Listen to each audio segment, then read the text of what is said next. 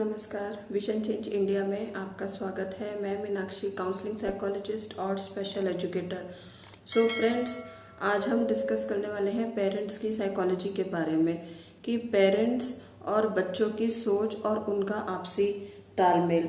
So friends, आज का topic जैसे कि आप पढ़ ही चुके हैं कि कितना सहज है आपका बच्चा आपके साथ। क्या आपका बच्चा आपके साथ कंफर्टेबल है?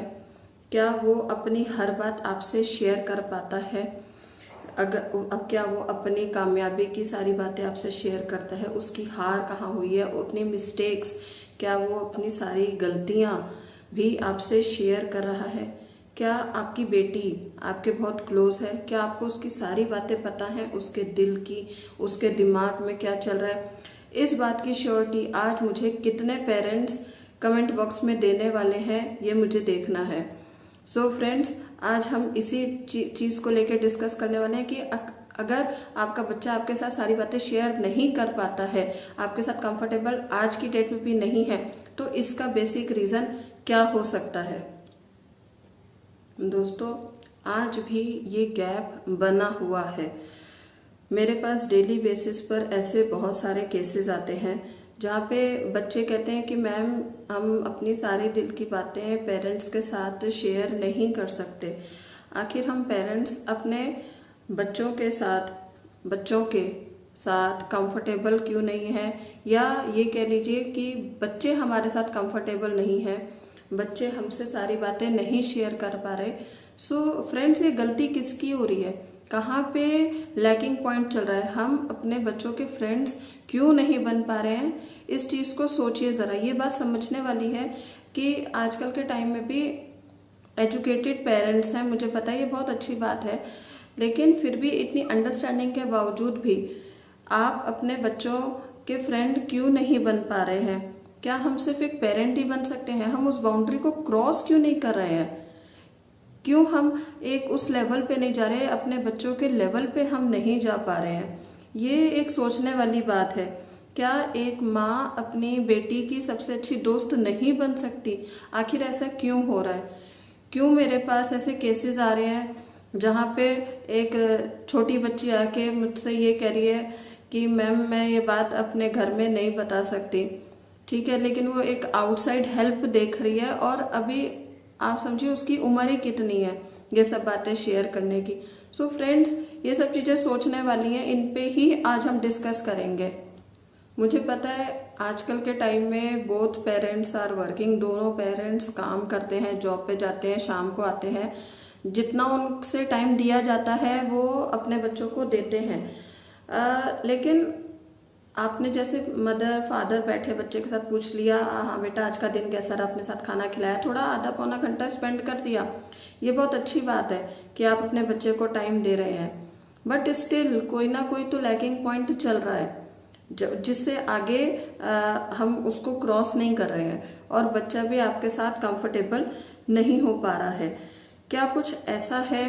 कभी आपने नोटिस करा कि बच्चा जो बोल रहा है उतना तो ठीक है, लेकिन कुछ नॉन वर्बल्स भी होते हैं जो हमें समझने की ज़रूरत है। ऐसे कितने पेरेंट्स हैं जो अपने बच्चों के नॉन वर्बल्स भी बिहेवियर को नोटिस करते हैं, समझते हैं कि हाँ, अगर मेरा बच्चा रूम से बाहर नहीं निकल रहा है तो उसको कोई तकलीफ हो सकती है, उसको कोई परेशानी हो सकती है। रूटीन में तो मेरा बच्चा खेलने इस समय जाता है, लेकिन आज कमरे से नहीं निकला, वो मुझे इग्नोर कर रहा है, आई कांटेक्ट नहीं कर रहा। रोज़ तो 2 चपाती खाता है हमारे साथ, आज सिर्फ आधी चपाती खा के उठ गया, ठीक है।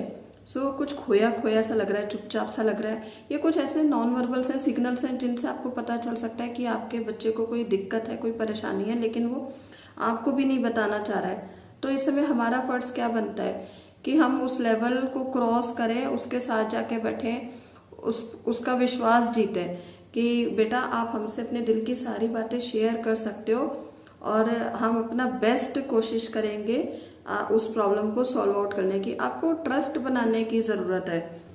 अपने बच्चों के आगे अपना हाथ बढ़ाइए दोस्ती का, और फिर देखिए कैसे बच्चे आप पे ट्रस्ट करेंगे, अपनी सारी दिल की बातें आपसे शेयर करेंगे। ये स्टेप लेना बहुत ज़रूरी है। मैं आपको कुछ एग्जांपल्स देती हूँ। जैसे रिसेंटली मेरे पास एक बच्ची आई थी।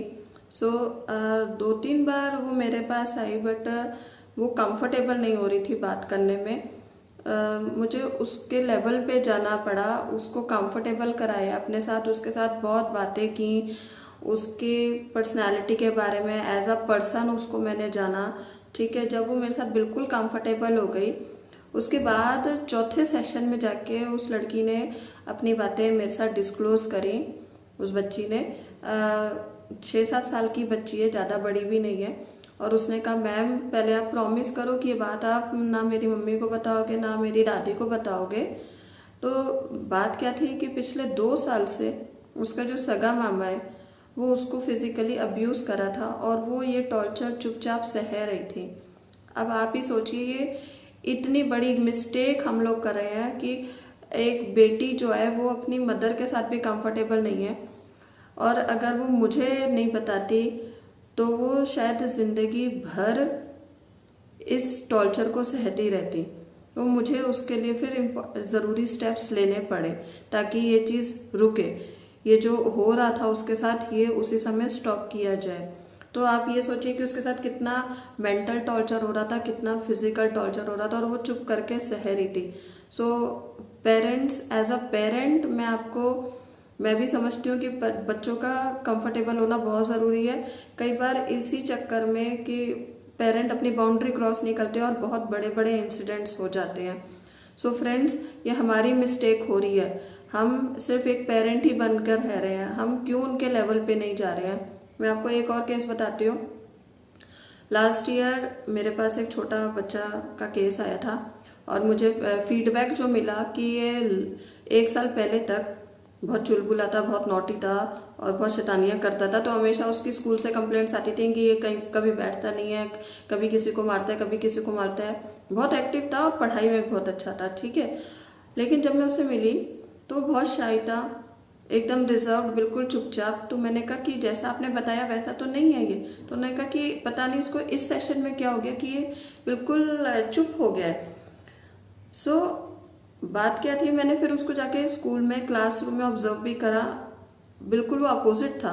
जब मैंने सीसीटीवी में देखा पिछले साल की फुटेजेस में कि ये तो बिल्कुल ही डिफरेंट बच्चा है, और जो इस साल उसका बिहेवियर है वो बिल्कुल डिफरेंट है। अब वो उसकी एज ग्रुप है, वो इतना कम छोटा है, एज ग्रुप उसका इतना कम है कि वो शायद अपनी प्रॉब्लम मुझे एक्सप्लेन भी नहीं कर सकता कि उसके साथ क्या घटित हो गया है, क्या इंसिडेंट उसके साथ हो गया कि सडनली उसकी पर्सनैलिटी में ऐसा चेंज आ गया है।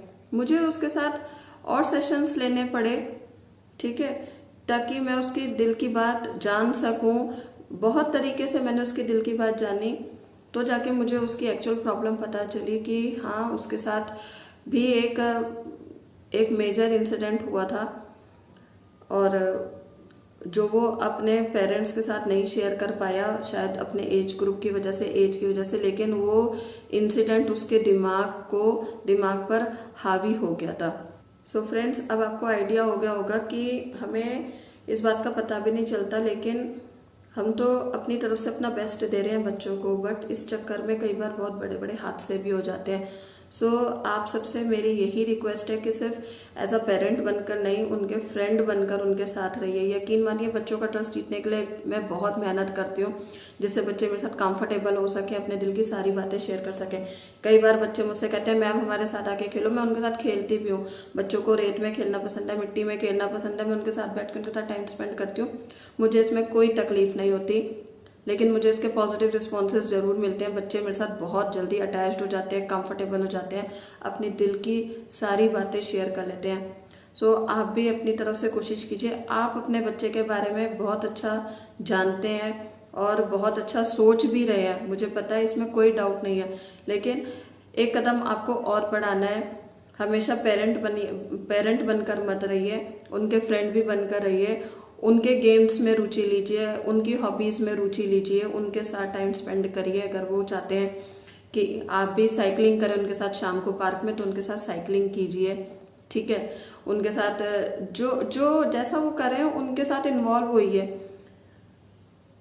सो इससे ये होगा कि बच्चे आपके साथ बहुत कंफर्टेबल होंगे, और धीरे धीरे आपको एक इनर पीस रियलाइज होगा।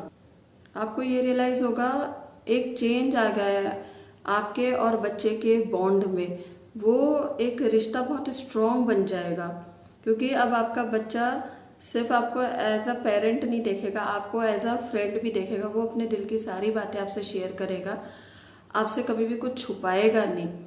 ऐसे बहुत सारे बच्चे होते हैं कि अच्छे मार्क्स तो बता दिए पर बुरे मार्क्स आए तो नहीं बताए। लेकिन अगर आपने अपने बच्चे का ट्रस्ट जीत लिया है तो आपका बच्चा यकीन मानिए आपसे सारी बातें शेयर करेगा बहुत अच्छे से। और फिर आपको रियलाइज होगा कि जो आपका बॉन्ड पहले भी मजबूत था, लेकिन अब जो बॉन्ड बन गया है ना वो अब कभी नहीं टूटेगा। वो इतना स्ट्रॉन्ग बॉन्ड बन गया है कि अब उसमें शायद एक बाल जितना भी गैप नहीं रहा है। आपको उतना स्ट्रॉन्ग अपने बच्चे के साथ बॉन्ड बनाना है। सो फ्रेंड्स, आज की वीडियो में बस इतना ही। अगर आपको मेरा ये वीडियो पसंद आया है इसे लाइक कीजिए, शेयर कीजिए। अगर आपको लगता है कि ऐसे कुछ पेरेंट्स आपकी नज़र में हैं जिनके साथ ये वीडियो शेयर करना चाहिए, सो प्लीज़ कीजिए। और अभी तक अगर आपने मेरे चैनल को विजन चेंज इंडिया को सब्सक्राइब नहीं किया है तो वो भी कर लीजिए। मैं जल्दी ही अपनी अगली वीडियो में मिलूंगी एक नए सोशल इश्यू के साथ। तब तक के लिए नमस्कार।